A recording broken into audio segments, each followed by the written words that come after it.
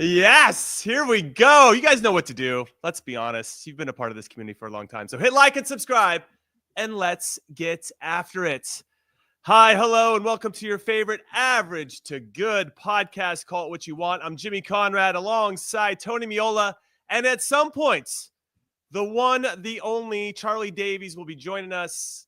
He shows up when he wants. He shows up when he wants. He's Charlie Davies, and he shows up when he wants. But we got a great show for you guys today. We're going to talk about the Champions League and the Americans that are in it and the Americans that are not in it. MLS is starting in its 30th year. Opening weekend is coming up this upcoming weekend. So we'll give you some of our teams of the decade. That'll be a lot of fun. And then we're exactly 1 month out from the U.S. kicking off against Panama in the CONCACAF Nations League semifinal in L.A. We're all going to be there. It's going to be awesome. But, Big Tones, let's start with your AC Milan. They got crashed out of the Champions League. They had Feyenoord on the ropes, baby. They had the early goal from Santi Jimenez. And then Theo Hernandez happened, and he got two absolutely ridiculous yellow cards. They get a red. They can never recover from there. And then when they need a goal, they'd already subbed out Christian Pulisic, and it's just a mess. It's just a mess. So what are your thoughts overall on Milan crashing out? Let's start there, and then we'll get into more specifically Yunus Musah and Christian Pulisic. Yeah, crashed out is a good way to put it. They were in control of that one, and they just blew it.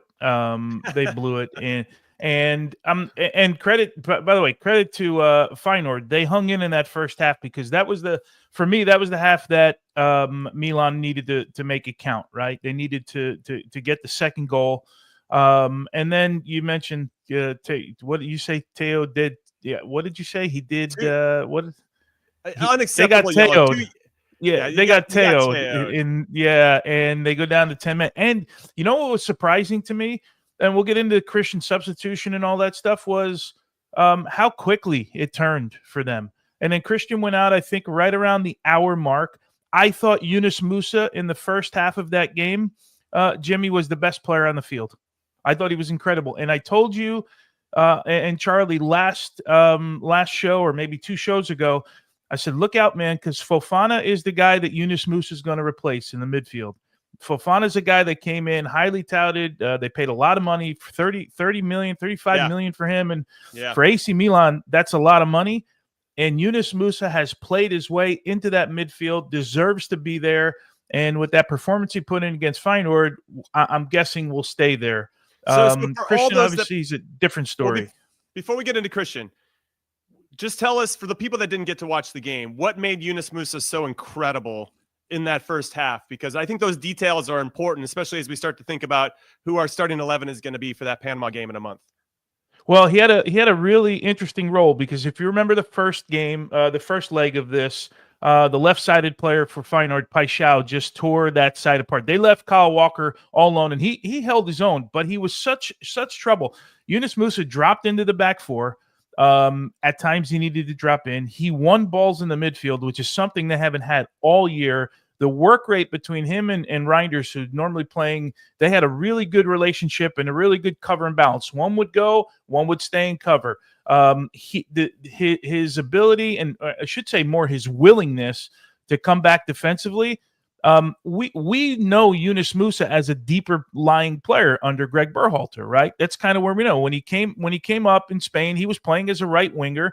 Greg Berhalter played him a little bit deeper. I still think because he doesn't put up a lot of numbers, but he is a good passer of the ball. He can dribble through the midfield at times and go on one of them 20, 30-yard runs through the midfield and then make a pass. He might be better playing a little bit deeper. We've seen him under Pochettino a little bit wider. And at the time that was happening, remember, Yunus Musah wasn't playing, and Pochettino said something to the effect, and I'm paraphrasing, we got to find time for him because he's one of our better players. Right. But there were moments in this game where he just kept breaking up play after play after play, kept plays alive. So it's certainly something to look at in the future if he keeps going under Conceicao the way he is, man. No, I appreciate that detail, and I think it's going to be important as we start to decide where Yunus Musah, where we like to see him at least play for the U.S. men's national team. Now let's talk about Christian Pulisic. I had talked about before in a previous show that there could be some Portuguese bias as it pertains to Sergio Conceicao and Rafa Leao, and now Joao Felix coming into the team. And that Christian Pulisic could be an odd man out, especially if you want to bring in Yunus Musa to give a little bit more balance with Jimenez up top and Leao and then Joao Felix underneath. If you have Musa playing somewhat in that Pulisic spot and he can drift, and I loved your comment about his willingness to defend. For all the young players out there that listen to this podcast, any coaches out there, defending and wanting to defend well is a choice. It's a choice. You just want to work hard and take pride in not getting beat. And you want to help out when you can sense that there's a situation that could be dangerous. And all of it is a choice. Now, obviously, we could talk on the attacking side of the ball, making that extra run, running with more purpose in different ways. But I love that you use that because he does do those little details that I think help him stand out from the rest. And because he can go forward and can demonstrate he can get himself out of tough situations, especially in transition, that makes him valuable, right? He can do a lot of good things well, or a lot of things well. So back to Christian, though, and this Portuguese bias, we saw it unfold in this game because Jimenez came off, Christian Pulisic got subbed off, and then all of a sudden when Feyenoord scored, shout out to Julian Carranza, former Philadelphia Union Inter Miami player, scoring a banging header. What a ball in, by the way, to ultimately put Feyenoord or give him that decisive goal. All the attacking players were off. And then Sergio Conceicao starts to make a Tammy Abraham comes. There's more desperation, right? But he had left Joao Felix on. And in some ways, listen, maybe I'm raising my Christian Pulisic bias flag here, but this is a guy that's been carrying your team and stepping up in clutch moments throughout the season. He's been the guy that you could trust the most on the attacking side of the ball to make a play and make something happen, including in this game, right? He played that great ball to the back post that got headed back across that Santi Jimenez scored with the header in the first minute. And you bring him off and you keep Joao Felix on, who has a history of being inconsistent. And at times, yes, he demonstrates he's got world-class talent, but that's not always on display. And so the bias for me was showing in that particular moment. And it was disappointing that Christian wasn't on the field in those last 20 minutes to help, hopefully, or could have put Milan back into a position. And now there's some smoke, and I'll get into the quote here in a second. But now there's some smoke, because I want to hear from you, Tony, before we get to the quote, about a rift between Conceicao and Pulisic, which I don't believe at all. But yeah, what are your initial thoughts before we get to the quote? Well, first off, the Joao Felix thing for me, they're two different positions. Joao Felix is going to play because they don't have a number 10, right? Christian plays out wide. Christian has demonstrated he can come inside and still he does come inside. He's better when he starts wide and comes inside, and we've seen that. But Christian is I'm trying to keep my mouth shut without keeping my mouth shut. But let me put it this way: the Christian coming off the field has nothing to do with Joao Felix. That's all I'm going to say. Right. Okay. Christian currently, you've seen the rest he's been getting. There's a reason he's been getting rest. Okay. That's where I'll leave it. So you can make all you want about the Joao Felix thing. I actually like Joao Felix. I think he's great. I think the front four that they have is the best front four, and Christian fits into that. I was surprised Christian went 60 minutes in that game. I was surprised that he went that long. So if I'm picking up what you're putting down, he might be. I'm not putting down anything. I'm surprised he went 60 minutes. He just might be worn down in some capacity. We'll just keep it as general as possible. Yeah. But just to address some of the rumors that are coming out of some publications over in Italy about Christian having an issue or a spat with Sergio Conceicao, the manager. He actually came out and had a quote, and Christian said this: "I have never argued with the coach, and I've never asked to leave. I'm very happy at Milan, and I want to continue wearing this shirt. Reading these lies is unacceptable, but let's all continue to remain united and fight together on the pitch for the club and for our fans." So the fact that he has to address this makes me think that there's obviously a lot of frustration for Milan crashing out of this. And they got a new manager. They've made some, what I like their transfer window. I think they've done a really good job of adding some significant pieces. And I too like Joao Felix, but I wanted to bring up the bias because Christian's has been a guy they've been relying on more consistently throughout the season. And even though that was under Fonseca for part of it, I think Conceicao can obviously see his value. But you've been around the scene long enough to know that maybe this story is they're just trying to create some smoke, even more issues for Milan, which is like the last thing that they need. And so I guess my question to you is this out of the ordinary, out of character for an Italian publication to just kind of start something out of thin air? No way. No, they would never do that, Jimmy. No, they would never do that. Okay. Yeah, look, I think we all kind of have an idea about who Christian is. I mean, he's not the guy that's going to go arguing with the manager. I'm sure, like every man, you get pushed to a point and you could have a spat with somebody. But what I know, he loves being in Milan. He loves it. Just think about his career. Where has he been the most settled? Right? Where has he been the most for the longest period of time? That Milan. The players like him, the managers like him. He's not a guy you see him after games, right? It's almost like he's clearly used all of his energy. Where even like in interviews, when it goes bad, when it goes really, really well, I mean, he's kind of even keel, right? We've seen the documentaries, and I think you get a picture of who he is. But what I know is that he's really, really happy at Milan and loves it there. With that said, Conceicao is a guy that is not afraid to argue with his players. That's one of the things that we heard all summer before they hired Fonseca.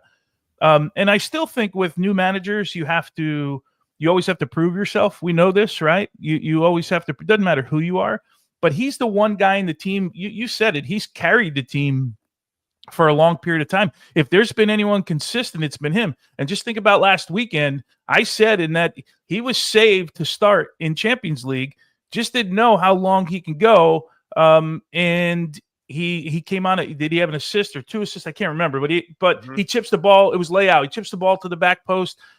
He's really, really important to that group. And I don't think that's going to change.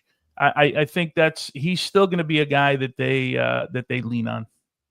Okay, so then let's finish this Milan talk about salvaging their season. They crash out of the Champions League. They're currently in 7th in Serie A. It looks like, I don't want to get into the weeds here about the UEFA coefficient, but they're not going to probably be one of the top 2 leagues and countries to get 5 teams into the Champions League next year. It's probably most likely going to be England and Spain. So that means they got to finish top 4. They're currently 5 points off of the top 4 spot. Juventus is there on 46. Lazio has 46 as well. And then Milan has 41. They're still in the semifinals of the Coppa Italia, right? They still have to wait for a couple more games to be played to know who their opponent's going to be. But what do you think is best case scenario for Milan, and what do you think is actually realistic based on what you've seen so far this season, Tones?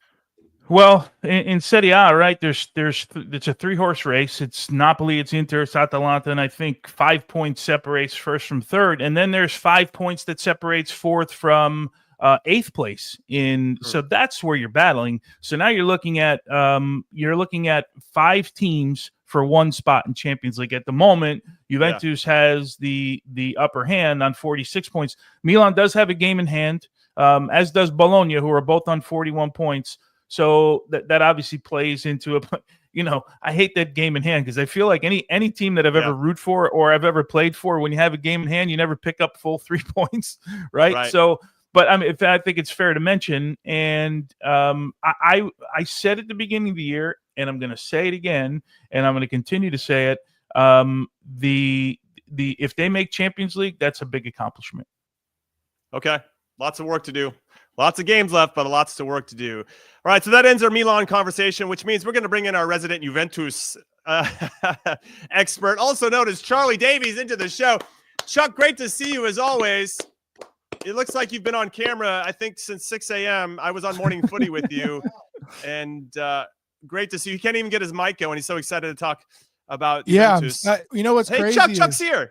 I didn't know I was going to be let in. I was just sitting here. I rushed my butt after doing shows since 8 a.m. I'm up here. I rush up and I have to sit here and wait and just watch you guys talk about Milan. Talk to the host. The host. Yeah, well, listen. We have one Milan expert. We have one Milan expert. I sat here patiently. Not you, Chuck. That's why I was just like, okay, I guess I'll be let in wherever I'm let in. But I rushed up here. We just wanted you serenity now, Chuck. You're clearly upset about something. Tell us about what's going on. I'm happy. Let's go. I love to just wait around and do everything I can to be here for you guys. But hey, I appreciate all I know is I love the topics you guys are touching on. And I can't wait to get into let's what we got coming later on. Oh, it's going to be fun. But I want to throw it to you now to talk about Juventus PSV. There was going to be an American getting into the round of 16 or Americans getting into the round of 16 based on who got this result. For me, Juve blew it. Tim Weah scored an unbelievable goal in Eindhoven at that point that gave Juve the lead with 17 minutes left. He became the 5th American to score in the Champions League this season. That's a new record for Americans, which is very cool and a really well-taken goal. If you haven't seen it, I highly suggest you go check it out because Tim Weah for life. What a finish, man. But they blew the lead, and then PSV came back, and I thought they were the better team throughout. Juve just super leaky. And in some ways, Noah Lang out on the left side was, I thought, purposely just running at Tim Weah the whole time. So, yes, he scored a great goal. He was good. But I thought Noah Lang was excellent in terms of just taking him inside and out. And I don't think he was getting the support, in fairness to Tim, from Gatti, the center back, who I didn't think had a very good game, and maybe even from central positions. Because I saw Weston, who was playing, quote-unquote, the 10, trying to help track as well to help Tim in different situations. PSV were just excellent, I thought, in a lot of different ways, especially on the attacking side of the ball. But another big Italian team crashes out, Chuck, and I want your thoughts kind of overall on Juve and Weston McKennie and Tim Weah in particular.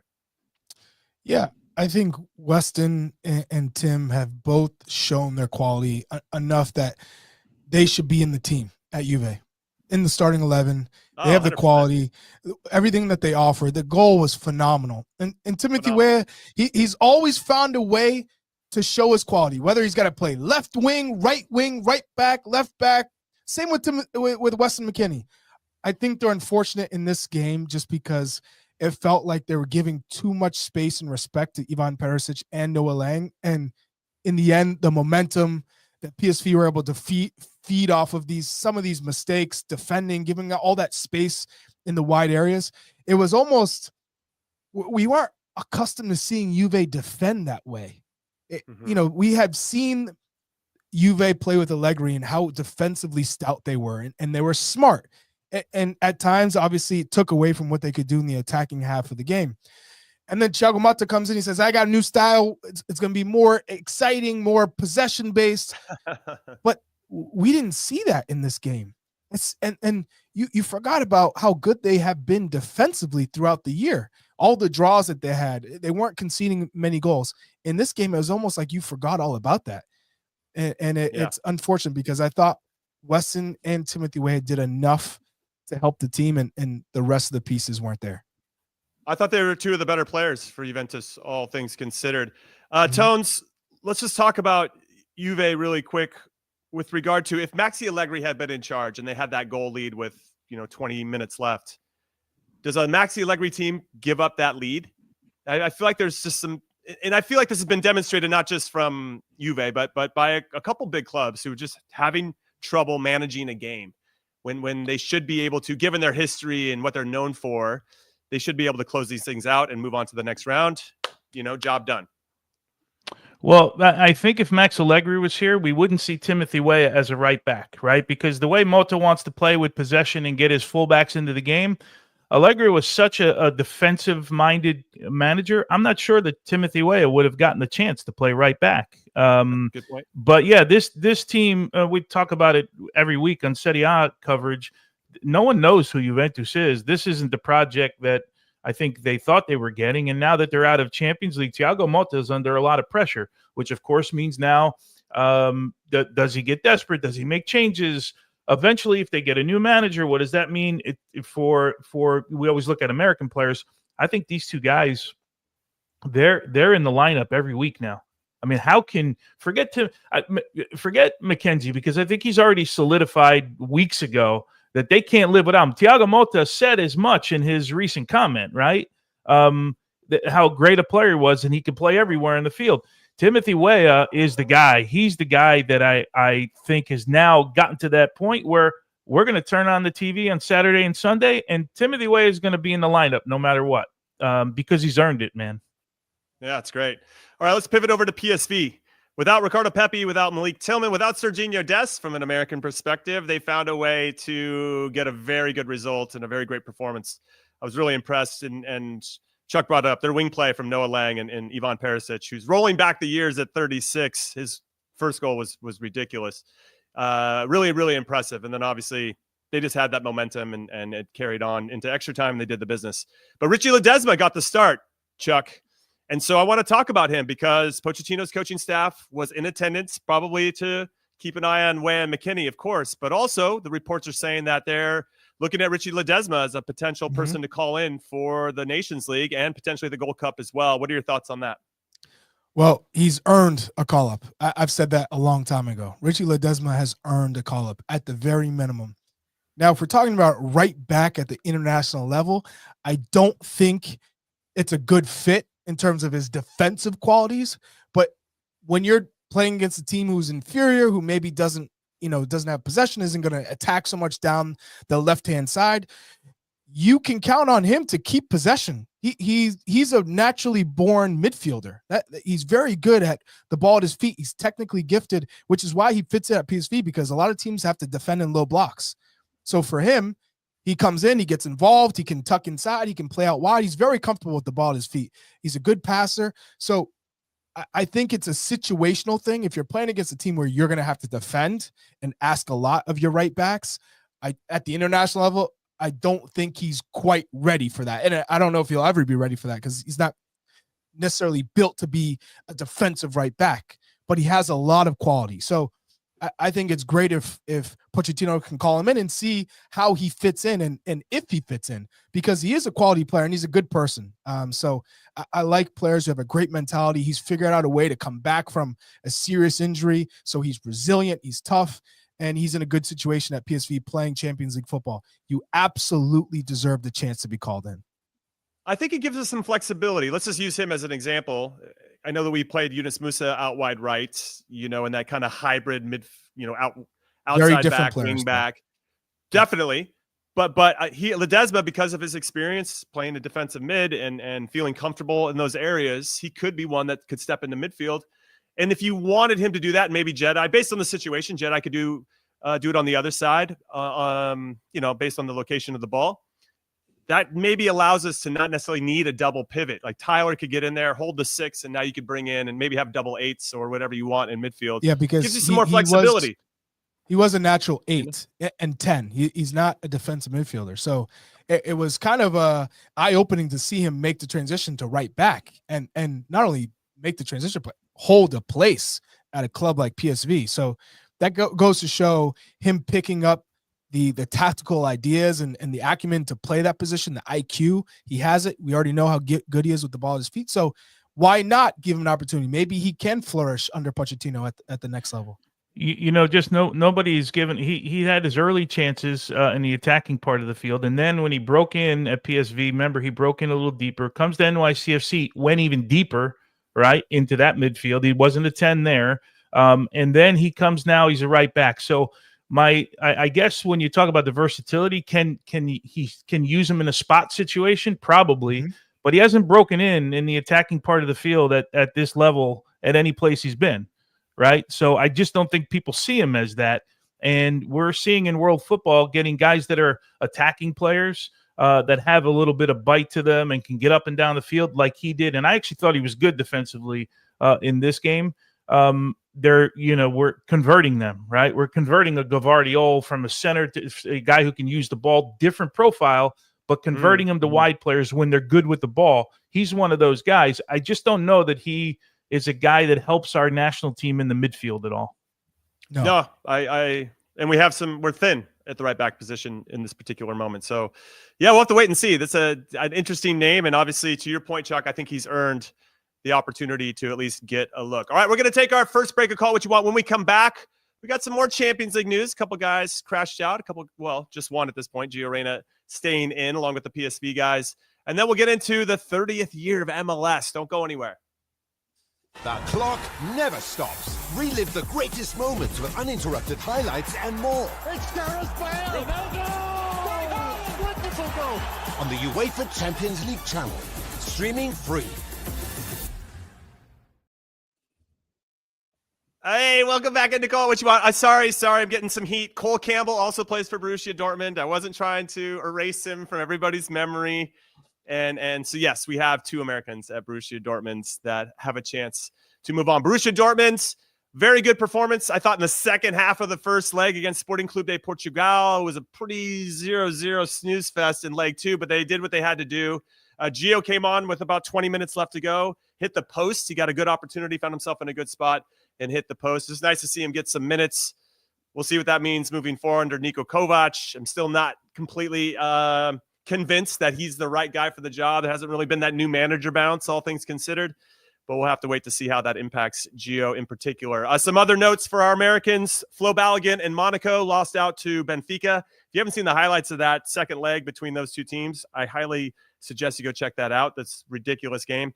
Cameron Carter-Vickers and Austin Trusty so close to getting a historic performance away from home at the Allianz Arena against Bayern Munich.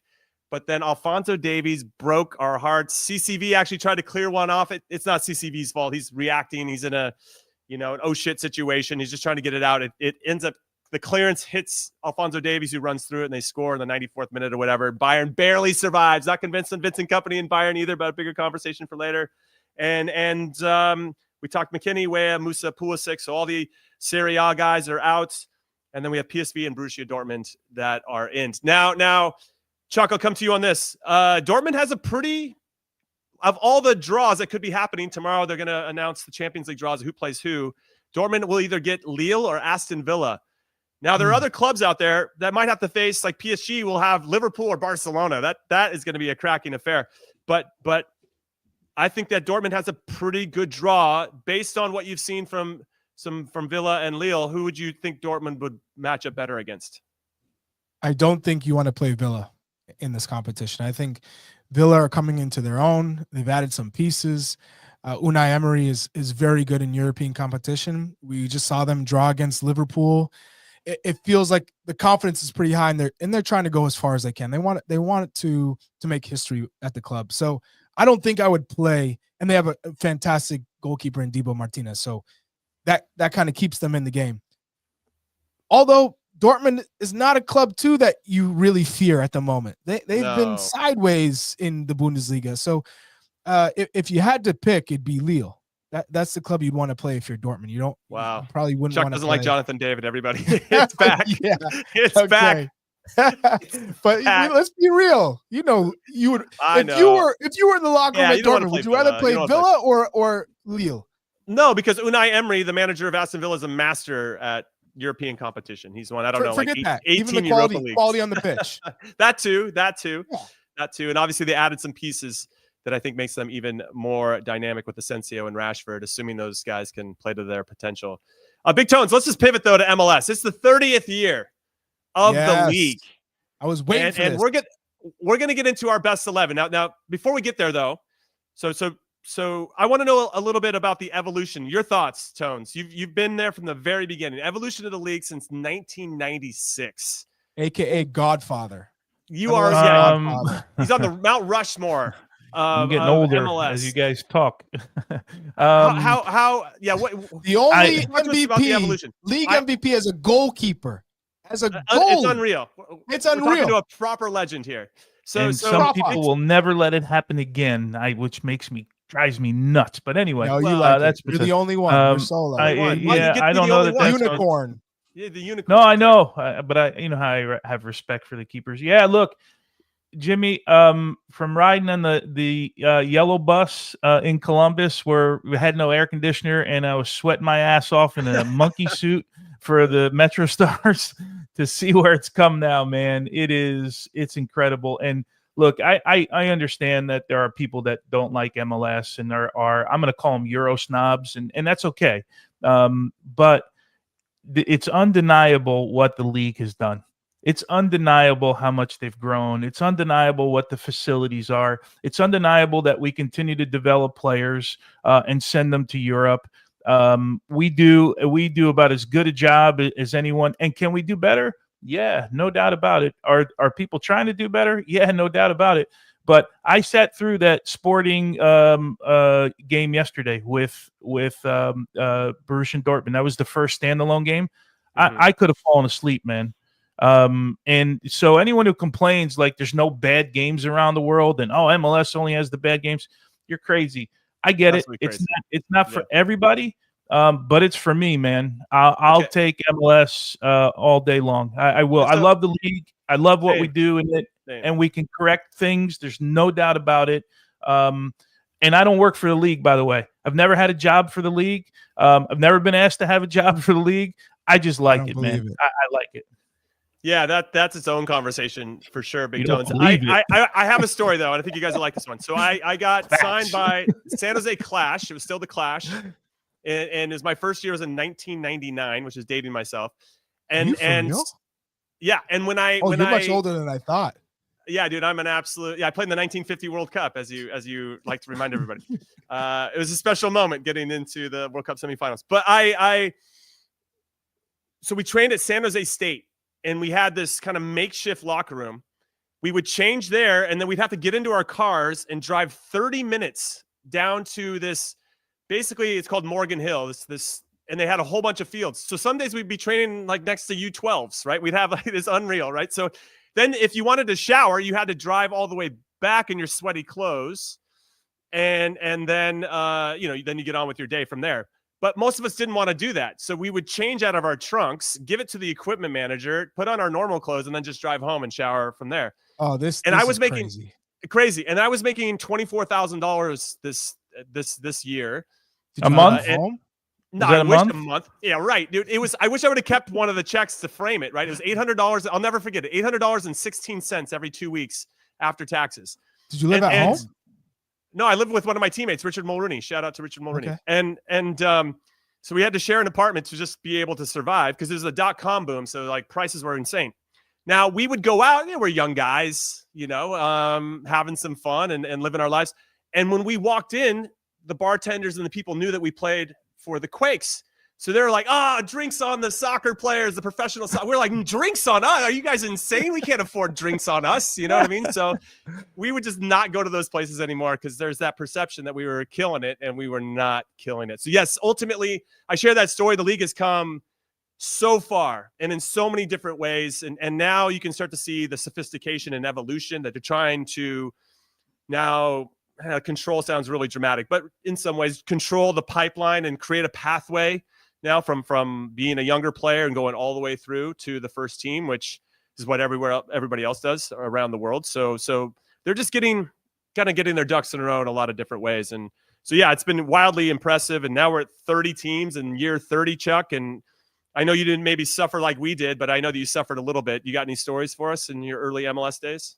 Well, I got to play in RFK. And DC did you have any rats running around giving you high fives? Yeah, I saw rats. I saw these massive hornets nests that were in the suites.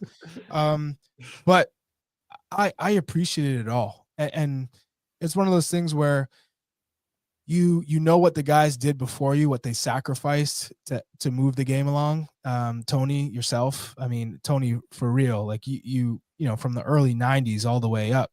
Yeah, we're standing on Tony's shoulders. You put on this brave face to move the game forward, and that's something I'll always respect. And I look at you and I'm like, appreciate that, man. The things that you did to help us, to help the next generation. But I go straight out of college to Europe, and I go from Sweden to France, and I'm playing in Ligue 1. The facilities and the stadiums and the training pitch, they're heated, and I'm doing all. I come back to MLS, and now you're taking vans to practices, and it just felt, you're going on the commercial flights, which was always, for me, that was kind of jarring, because now you're sitting next to people who are just traveling with their friends or their family, and they're like, do you play college soccer? What do you do for a profession? I had an old woman ask if we were playing in a band, Chuck. All right, which instrument do you play in the band? No joke. Yeah. And then one time I was coming back from Chicago, and this guy's like, hey, Jimmy could be in a boy band, man. You could be in a boy band. Maybe. We were on ESPN2 that night, and the guy's like, hey, I just watched you on ESPN2. And I'm like, yeah, that's great. Can you scoot over? I've got the middle seat. No joke. True story. So yeah, the league has come a long way. So speaking of that, let's get into our best 11s. Tones, give us your best 11 from 1996. You get the first decade, 1996 the first to 2005. Decade. Yeah. You know these OGs like no other. So what's that best? Yeah. So I are we going to put it up? Oh, there it is. Okay. Yeah. So they sent me one that I wasn't thrilled with. But Yeah, so I went not necessarily. These are all great players, but I went with like legends, right? So Jorge Campos came here, was playing at the LA Galaxy. Obviously, I think our listeners and viewers probably know the history of him. 2 center backs for me, 2 legends. Eddie Pope for me, maybe the best center back we've ever had in U.S. soccer, and Marcelo Balboa, who's just a trailblazer. Jeff Agus, you played with him, I guess, right? He won 5 MLS trophies. Frankie Haydock on the right side, Carlos Valderrama. There's no way he could be not be in this list. Ahead of him is Preki, a 2-time, the only, by the way, 2-time Major League Soccer MVP that we've ever had, which that's crazy. I didn't realize this till like 2 weeks ago. I literally found this out like 2 weeks ago. I guess I didn't pay that much attention to it. Echeverri on the left-hand side was an icon with Moreno, DC United guys. Tab Ramos is the one guy in U.S. soccer that we still haven't recreated for me. We just haven't recreated. We don't have another one of him. Christian is about as close as you get, but Christian is a different player because he's more wide open spaces. Tab is a guy that stand you up and dribble you and make you look like a fool. And then, of course, Landon Donovan, who played in those early days, although he left a little bit, but I put him in there because it's just hard when I look at that era not to put Landon in there. Can I ask you a question, Tony? Yeah. Just based on this team, is Mauricio Cienfuegos, was he close, or Lubos Kubik?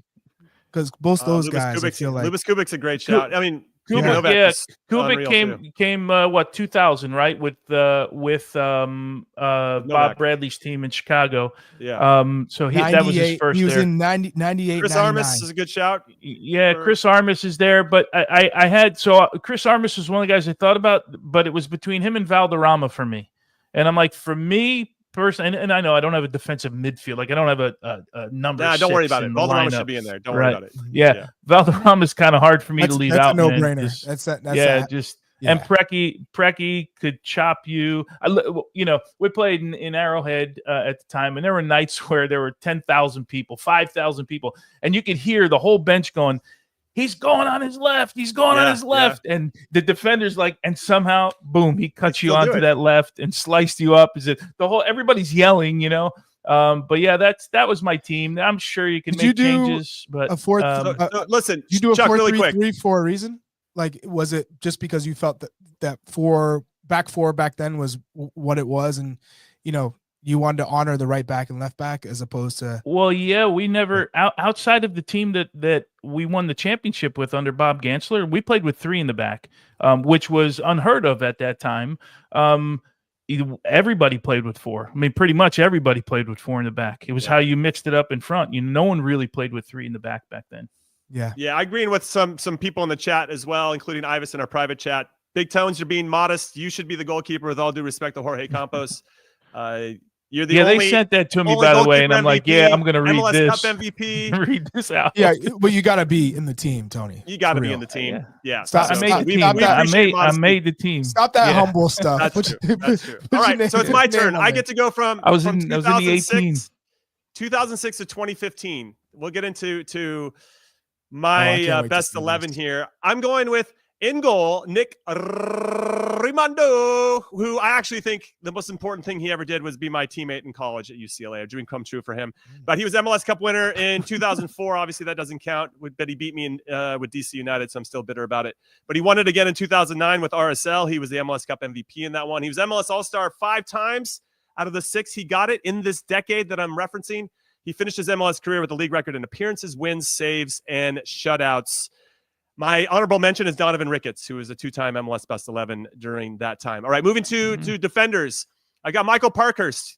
In this 10 years, he was Rookie of the Year, Defender of the Year, got Best 11. 4 of his 6 All-Star years happened here. He won the 2007 Open Cup, and for me, one of the best defenders that I've seen. He is so cerebral, so smart. He won the Fair Play Award 3 times, which is crazy for a defender. He never had to leave his feet. Always 1, 2, 3 steps ahead. I've got a ton of love for Parky. Chad Marshall, MLS Defender of the Year 3 times. MLS Best 11 4 times. Won a Supporter Shield 3 times. MLS Cup winner, US Open Cup winner during this thing. Easy lock for me. Omar Gonzalez, also MLS Rookie of the Year during this decade. Defender of the Year, Best 11 4 times, 3 MLS Cups, 2 Supporter Shields with the Galaxy. Absolutely crushed it in this. Honorable mentions, Jamison Olave, Matt Beasler, Bobby Boswell. They all won Defender of the Year and got 2-time Best 11 in this decade. But getting into my midfield, Dwayne De Rosario, I don't even have to say it. I mean, this guy got he won MVP, 7-time All-Star during this decade. Guillermo Barros Schelotto. I love Barros Schelotto. I love playing against him. I always got better when I played against him because I just learned something new, and he was so crafty. And one of the best signings, I think, kind of underrated signings in MLS history. Landon Donovan, I mean, that guy, I think he had 18 MLS All-Star appearants. They named the MVP after him. He won the MVP during this decade. Charlie Joseph got all 4 of his best 11 from the New England Revolution.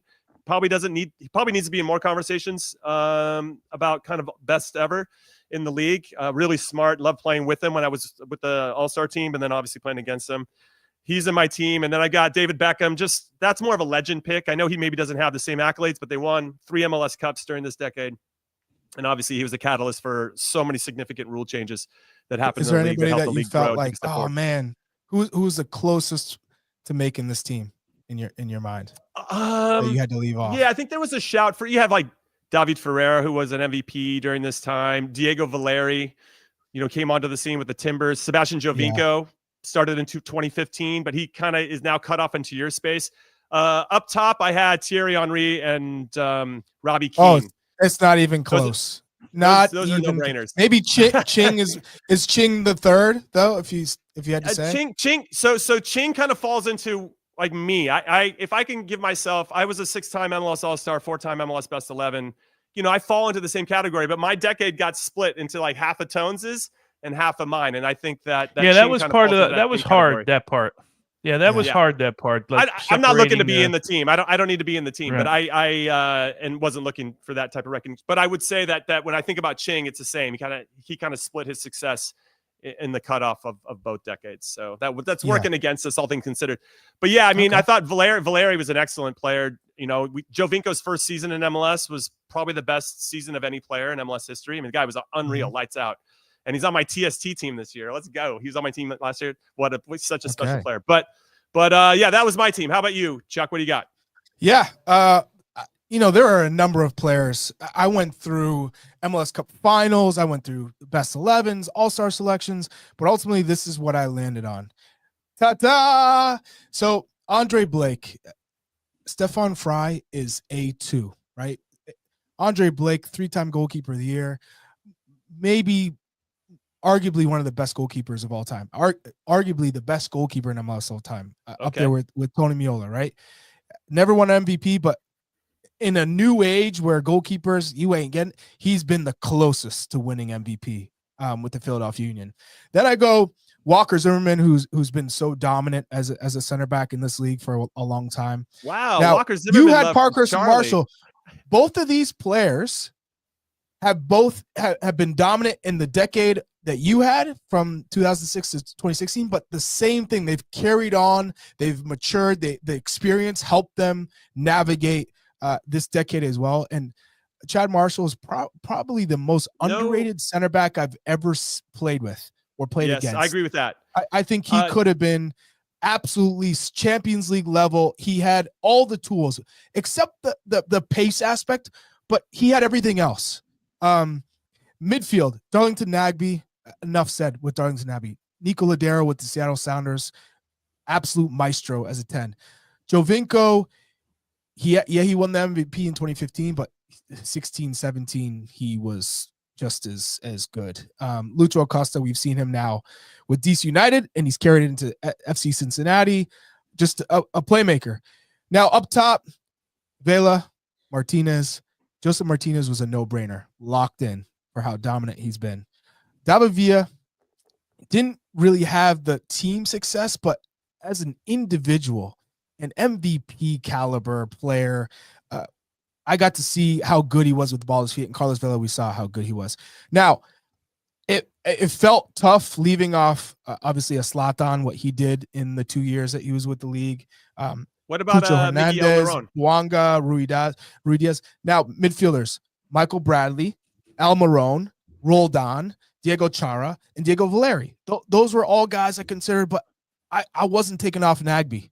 at all. Nagbe absolutely is a lock for me in this team. No issues with me on Nagbe. And then defenders. Ike Opara, Miles Robinson. Yeah, defenders. I was looking at Mabiala, Opara, Miles Robinson, Yaimar Opara won Torres as well. Two-time MLS Defender of the Year. I don't see Opara that into your team. Yeah, because if you had to go, is he better than Marshall or Parkhurst? No. And then it came down to Zimmerman, and Zimmerman has had a longer career. Five-time MLS Best 11 Walker Zimmerman.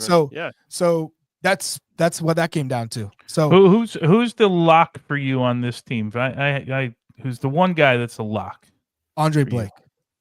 Andre, I'm with that. I was thinking Nagbe. For me, like Nagbe was like a no-brainer. Like he's a no-brainer, right? Is Joseph Martinez not a no-brainer for you?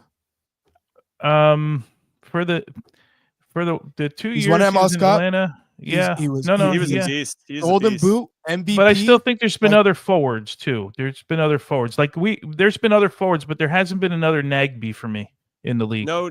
Yeah. Well, I guess maybe Wondolowski. He maybe was supposed to be in my decade. Yeah, he should. Yeah, I think he would have been yours. But again, he's not going over Thierry Henry or Robbie Keane. Exactly. Robbie Keane is probably the player I've been most impressed with in MLS, seeing them live. Mm-hmm. In terms his work movement rate, off the ball his movement, unreal. Oh my god, unreal, phenomenal. So yeah, you know what? Yeah. I should have just had Steve Ralston. Should have been involved in some capacity, just because he's so good and so consistently good. But it just felt like David Beckham should given what he did off the field to help. Tony, is there someone that comes to mind that you'd say I'd put him in the newest decade team that wasn't there? That comes no. I mean, if you're gonna, I guess Miguel Marone left. I'm just thinking about the years in Atlanta. He was really good. Carlos Hill. Who's he? I just don't know. Who's he replaced? He's not over Ledero or Nagbe. Yeah, Ledero.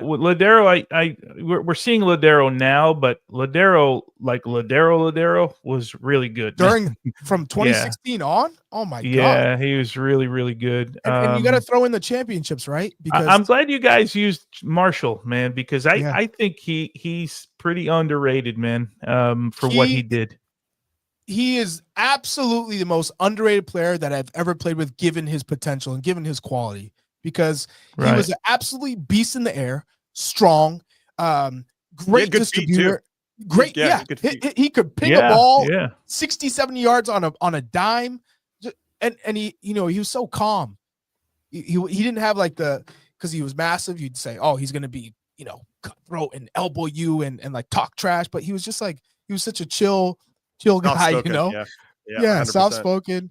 But he absolutely. I'm glad we did this. I'm glad we did this, though. We're excited that 30th year of MLS, 30 teams, and it should be pretty fun. If anybody's going to the Quakes game this weekend against RSL, I'll be there. So come say hi.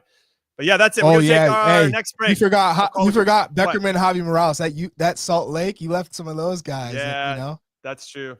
I did. Well, I put Raimondo in, but it's hard. Who are they gonna get in over on some of these guys? It's just I know. Yeah, it's hard. It's tough. But you're right. They should have been honorable mentions. Shout out to Kyle Beckerman and Javi Morales and the Kyle and Javi show. That was the best thing they did on YouTube. It was amazing. All right, we're gonna take our next break. Call what you want.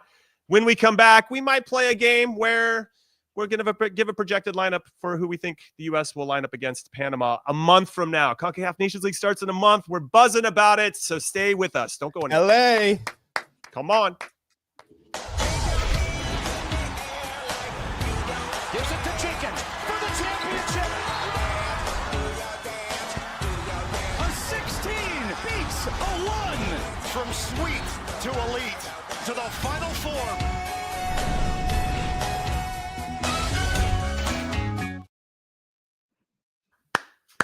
All right, welcome back into the stretch run of your favorite average to good podcast. Call what you want.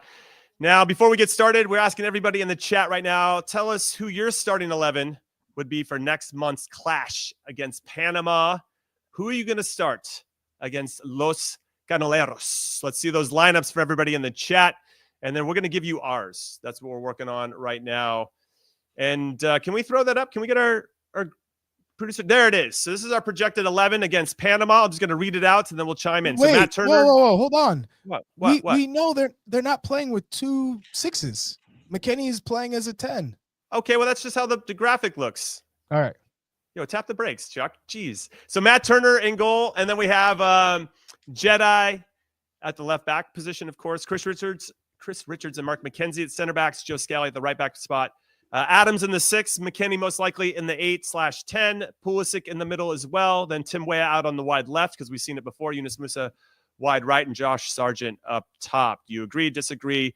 Chuck, you seem very eager to get in here, so let's go. What do you got? You like this lineup? Yeah, I love this lineup. I have no issues with this lineup, but I'm just saying we know now how Pochettino plays. He doesn't play with 2 6s. So Weah plays high, Musah plays high, even though we think, probably in the end he won't be playing in that right wing position. And Sargent it feels like is the only 9 left. So, you're talking about the backups, Brandon Vasquez, Ajiman, whoever fills that void, I think will be important in the end. But yeah, Tyler Adams back in the team. I think this is great. This is great news. Okay, Tones, any changes to that team? Yeah, or I mean, any wrinkles? I don't know that I would have said this a month ago, but I like what I see from Timothy Weah at right back, man. And I love attacking players, and if you can get him in for Scally, and you put another attacking player on the field in more advanced positions, who would you like to be where Weah is now if he was to move at Christian? Right back? Yeah, I mean, Christian that's where I still think he's most comfortable starting there and then coming central. I don't think he's nearly as comfortable when he starts centrally. Moose, I think, under Pochettino, he's probably going to stay in that position. And the one thing you get from Musah, right, is defensively you're going to get something out of him just because he works so hard, but not necessarily where you want him spending all his time. But yeah, I mean, you can. I got to look at the roster again, but you get another attacking player on the field, right?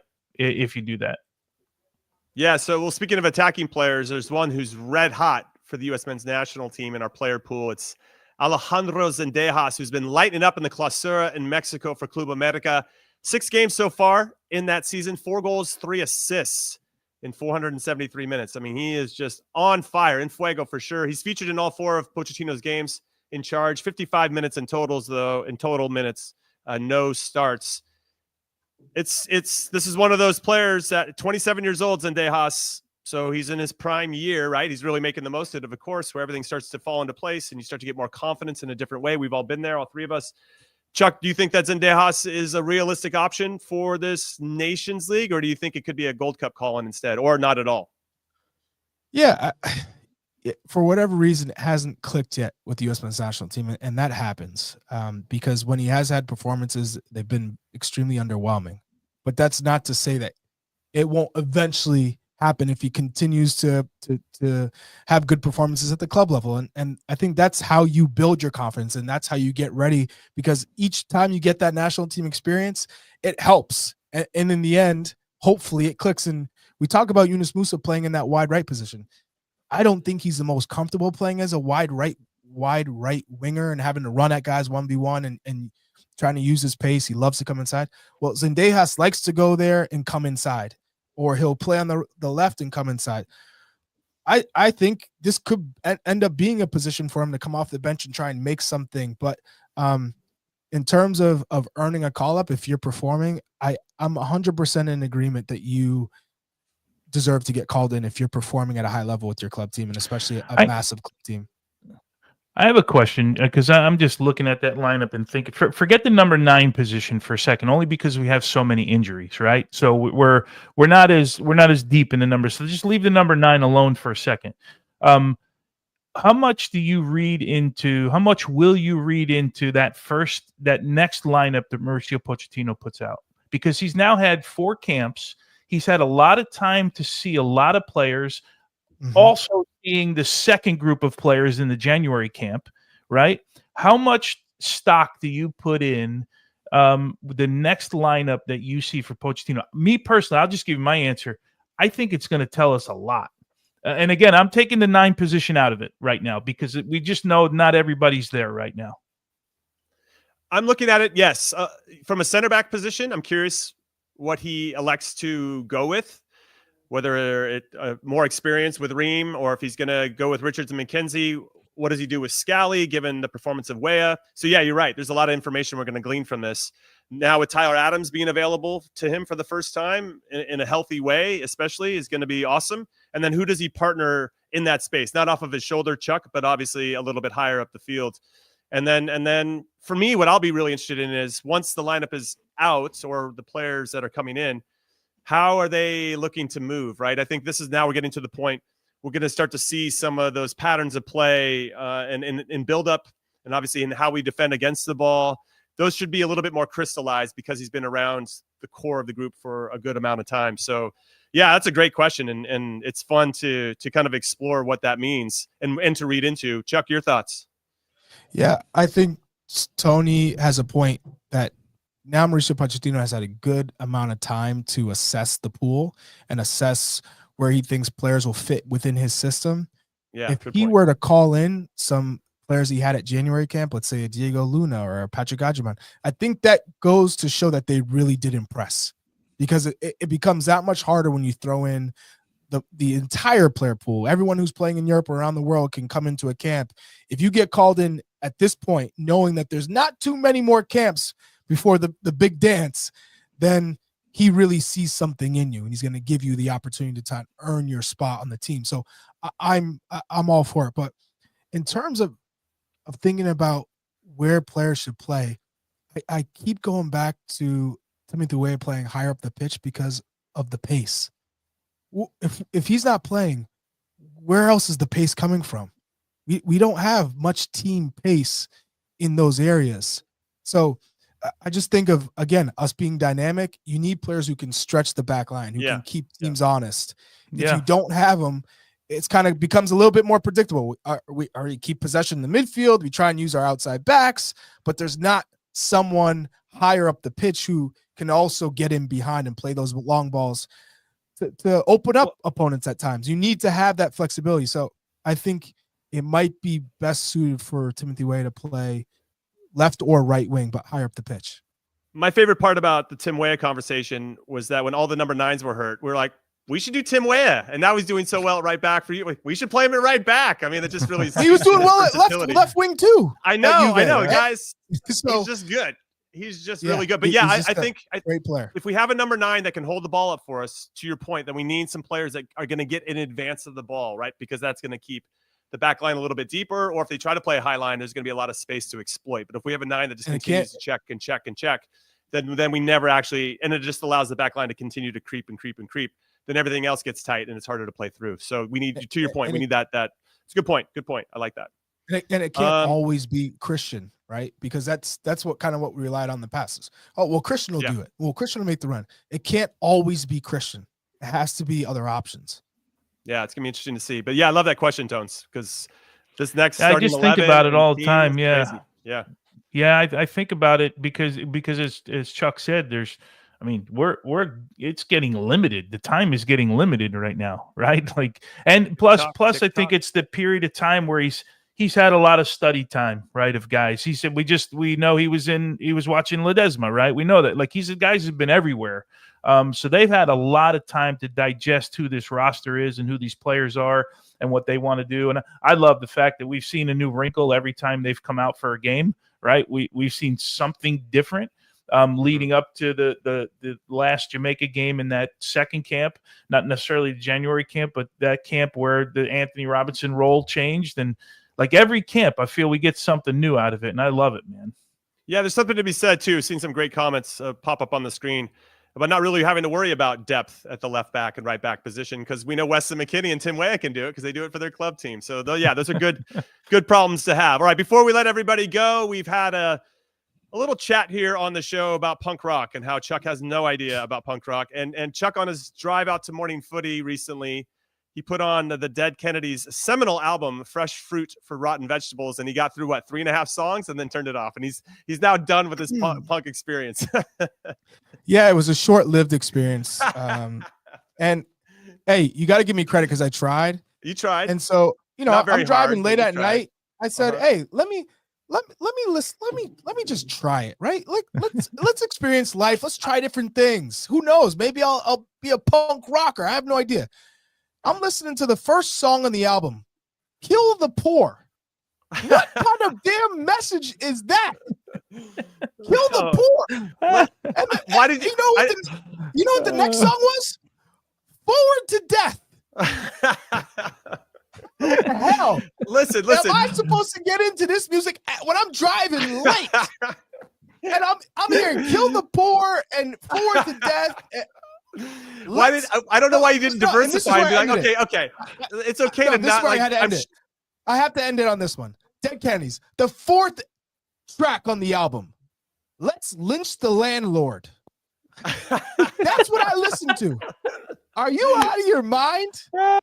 I said, punk is dead for your boy. Dead. So I can tell you right now, I will never listen to a Dead Kennedys again after this. Okay, that's fine. But I'm sure there's other music and genres that you like, but you don't like every single musician within that genre. So okay, Dead Kennedys wasn't for you, but we gave you plenty. That's next. You can't. You got to go. You got to do some Minor Threat and some Bad Brains and Ramones. Like, spice it up a little bit. Andy SVT8 in YouTube chat. After that music, I had to put on Christmas music to get my spirit up. I was traumatized on my ride. I was thinking, oh my God, this is the darkest music I've heard in a long time. Did you have any appreciation for any of it? Like, did you like were the musicians good for, like, was there any appreciation for any of them, or you just got stuck on the title? That was it. I mean, when you're hearing Kill the Poor time in and time, it's tough to get into anything else, or so maybe if someone has a positive recommendation for punk, please throw it in the chat, because I'm willing to try. But Dead Kennedys, forget about it. I'm never going back to that well. They're out. All right, that's it. That's a show. Chuck gave it a chance. Hopefully he'll give it another chance. Thank you so much for hanging out with us today. Come back and join us again on Monday at 1 p.m. Eastern, 10 a.m. Pacific, live here on the Golasso America YouTube channel. Hit like and subscribe, turn on notifications if you've done it already. And if you're listening to this on your podcast platform of choice, we really appreciate you. Leave a review, 5 stars preferable, so we can get out of the average to good category and to get into good to great. And that's it. Enjoy your weekends. We hope it goes well. We hope that all the Americans absolutely kill it like always. And we'll see you afterwards. See you on Monday. See you later.